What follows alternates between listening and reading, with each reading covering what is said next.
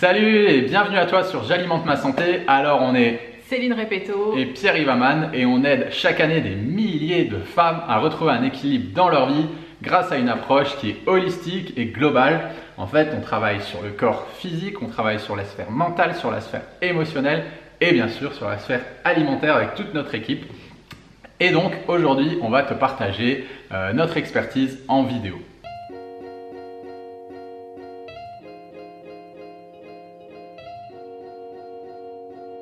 Alors aujourd'hui, on voulait voir un point super important. On nous pose régulièrement la question sur les réseaux sociaux. Céline, pourquoi mon régime ne fonctionne pas? Voilà, pourquoi un régime risque de ne pas fonctionner, ou en tout cas, pourquoi, on n'aime pas parler de régime, mais pourquoi la méthode alimentaire que je suis actuellement, elle ne fonctionne pas. Donc on va t'aider, t'apporter de la clarté sur ces points et te donner quelques indications qui vont peut-être te mettre la puce à l'oreille.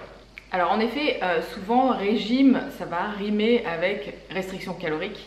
On mange moins de calories que nécessaire. Ça va rimer aussi avec éviction. La plupart du temps, on va éviter certains types d'aliments. Ça va aussi rimer avec catégorisation des aliments.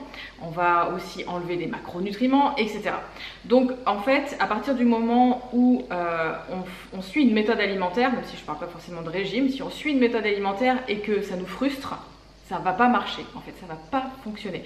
Si tu manges des choses dans ton assiette et que tu les manges parce qu'on a dit que c'était bien, mais par contre que tu n'aimes pas du tout ce que tu es en train de faire, dis-toi que ça va pas durer sur le long terme, tu vas te sentir frustré et tu vas arrêter ton régime. Ensuite, en supprimant une catégorie d'aliments ou de macronutriments, par exemple, tu enlèves les protéines de ton assiette, les glucides ou les lipides ou peu importe, au bout d'un moment, ça ne va pas fonctionner non plus parce que les trois sont nécessaires dans ton assiette et tu vas te sentir aussi pas bien. Peut-être que tu vas avoir des baisses d'énergie, peut-être que tu vas pas avoir suffisamment de choses aussi dans ton assiette et tu vas te sentir aussi peut-être frustré, ça va t'énerver et tu vas arrêter ton régime. Donc ça, c'est signe aussi que ça ne fonctionne pas. Si tu ne prends pas de plaisir aussi, ton alimentation, c'est pas le kiff en fait, c'est quand même assez important, je trouve, d'être content, de se retrouver devant son assiette et de se dire super, je vais manger, donc c'est bien. Et si ça te convient pas, en fait, c'est pareil, ça va pas fonctionner. De la même manière, si tu termines ton repas et que tu sors de table parce que tu as prévu en fait de manger ça et que ce que tu as prévu c'est pas suffisant, tu sors de table, tu as la dalle, t'en peux plus. Ça non plus, ça va pas fonctionner. D'ailleurs, c'est pareil, si ton alimentation elle te donne pas d'énergie, ça va te frustrer, tu vas aller rechercher justement des sources d'énergie ailleurs, tu vas faire des craquages, tu vas te dire ah mince, je comprends pas pourquoi j'ai craqué, etc. Et je n'arrive pas à tenir, donc c'est normal aussi. Donc si la méthode alimentaire que tu suis, elle te donne pas d'énergie, c'est qu'elle est sûrement pas faite pour toi. Donc dis-toi que si tu dois tenir bon, que tu as l'impression de tenir le truc et que tu as l'impression que c'est vraiment un challenge pour toi de tenir cette alimentation, ça va pas en général fonctionner sur le long terme. C'est un signal que c'est pas bon pour toi. Le dernier point qu'on voulait aborder, c'est quand même un point qui est important, c'est le point de la vie sociale. Si le mode alimentaire que tu suis, il t'empêche d'avoir une vie sociale et que tu as vraiment l'impression d'être exclu en fait, là c'est pareil, c'est qu'il y a de grandes chances que ça ne te correspond pas et puis que tu ne pourras pas le suivre de toute façon sur le long terme. Donc du coup, c'est sûr que si tu as ces impressions de devoir tenir, de devoir te frustrer, de devoir t'empêcher de vivre, etc., à un moment donné, tu vas craquer et forcément, patatras, ça ne va pas fonctionner sur le long terme.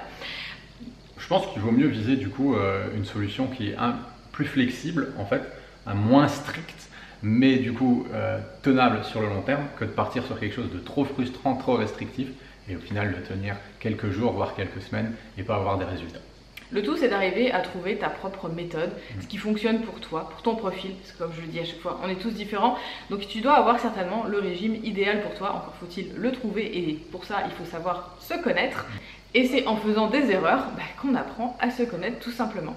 Voilà, écoute, on espère que cette vidéo, elle t'aura plu et puis qu'elle aura pu t'apporter de la clarté sur ta situation.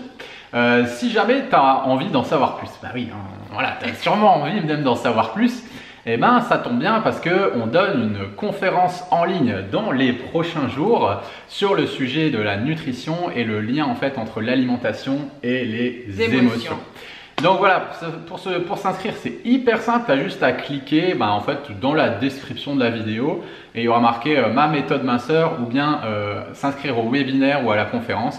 Et tu as juste à t'inscrire, à cliquer et à sélectionner la date et le jour où tu veux y assister. Et puis tu nous retrouveras du coup pour t'expliquer tout ça. Voilà, et nous on t'envoie un maximum d'ondes positives. Et on te dit à très bientôt. Ciao, ciao.